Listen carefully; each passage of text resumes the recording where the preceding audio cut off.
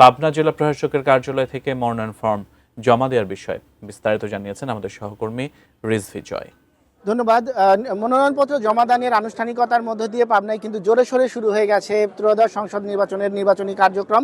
পাবনার সদর আসনে বিএনপি চেয়ারপারসনের বিশেষ সহকারী এবং বিএনপি মনোনীত প্রার্থী শামসুর রহমান শিমুল বিশ্বাস কিছুক্ষণ আগে মনোনয়নপত্র জমা দিয়েছেন এবং আজকে মনোনয়নপত্র জমা দেওয়ার যে কার্যক্রম সেটিতে কিন্তু শুধুমাত্র বিএনপি চেয়ারপারসনের বিশেষ সহকারী শিমুল বিশ্বাস ছাড়াও এবি পার্টির একজন প্রার্থী আব্দুল মজিদ মোল্লা তিনিও মনোনয়নপত্র জমা দিয়েছেন। তো এ পর্যন্ত মনোনয়নপত্র উত্তোলন হয়েছে পাবনায় 5টি আসনে 28টি। তো আগামীকাল মনোনয়নপত্র জমাদানের শেষ দিন এবং উত্তোলনেরও শেষ দিন। তো সেই ক্ষেত্রে আসলে আগামীকালকে মনোনয়নপত্র কতগুলো জমা পড়ে তার উপর নির্ভর করে আসলে সর্বশেষ অবস্থা বলা যাবে।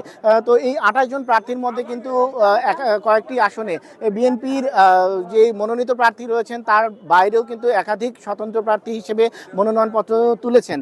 এছাড়া গণ অধিকার পরিষদ, গণফোরাম, জামাতে ইসলামী এবং এবি পার্টির প্রার্থীরা মনোনয়নপত্র উত্তোলন করেছেন এবং আগামীকালকে মনোনয়নপত্র জমাদানের শেষ দিনে এই জমাদানের মধ্য দিয়ে এই কার্যক্রম শেষ হবে। তো এই মুহূর্তে আসলে বিএনপি নেতাকর্মীদের যে উৎসবমুখর উপস্থিতি এবং তারা মনোনয়নপত্র 5 জন যে নিয়মতান্ত্রিক প্রক্রিয়া তার মধ্যে 5 জন জমা দিয়ে এসেছেন, কিন্তু নেতাকর্মীরা বাইরে কিন্তু একটি উৎসবমুখর পরিবেশেরই তৈরি করেছে। আগামীকাল শেষ দিনে বাকিরা মনোনয়নপত্র জমা দিবেন বলে আশা করা যাচ্ছে। এই ছিল আমার কাছে পাবনায় ত্রয়োদশ সংসদ নির্বাচনের মনোনয়নপত্র জমা উত্তোলনের সর্বশেষ খবর।